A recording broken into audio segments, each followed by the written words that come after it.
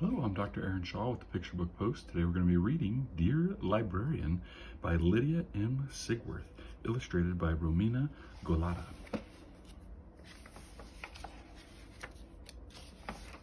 Dear Librarian. Dear Librarian, may I tell you a story? It's about me, and it's about you, and it's about my library home. It happened when I was 5 years old. Me and my mom and my dad and my 5 big sisters and 1 baby brother all had to leave Colorado and go to Iowa, where Grandma was. My dad needed a new job and we needed a new place to live.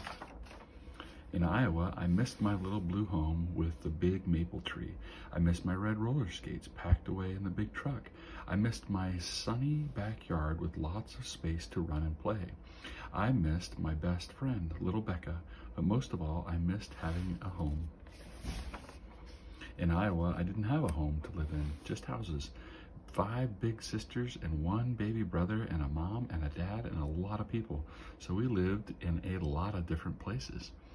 Some days we lived at Aunt Linda's house. Aunt Linda had a pretty pink bathtub for fancy bubble baths. But Aunt Linda's house was full of nice things you shouldn't touch because they aren't yours. Some days we lived at Cousin Alice's house. Cousin Alice had her own family to take care of, but she let us sleep in her tiny, cozy basement.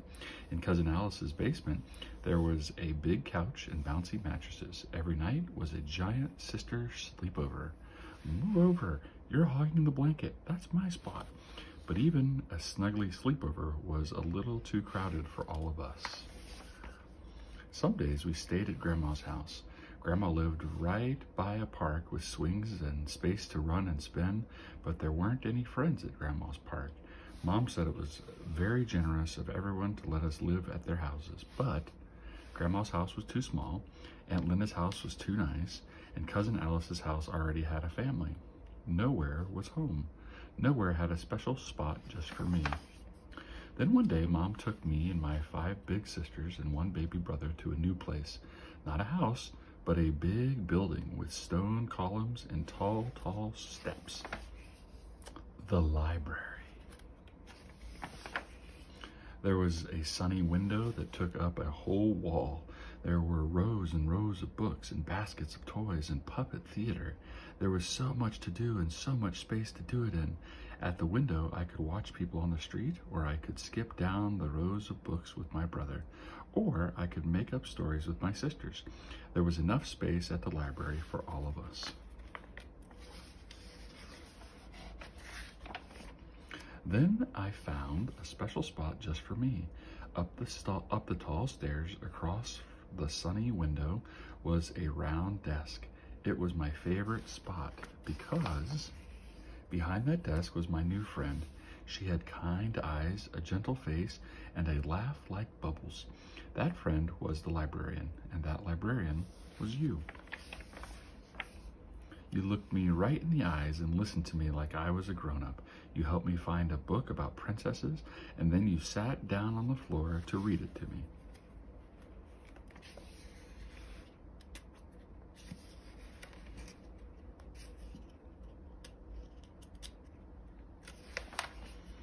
After that, Mom and Dad brought me to the library all the time. Every day you gave me a hug. Every day you made me feel safe and happy. Those days, the library was like a home, my own special home, even though it wasn't a house. Later that year, my mom and dad and my 5 big sisters and 1 baby brother all went to live in a big brown home with a tall willow tree. I could zoom around in my red roller skates again.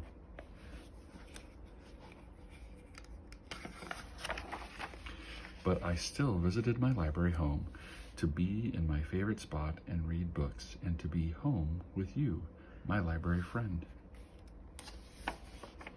Now, my dear librarian, I'm a grown-up, but I still go to the library every day because I'm a librarian, just like you. You gave me a library home, so I wanted to make one too. For kids with little blue homes and big brown homes and no homes at all. So I did. Yay!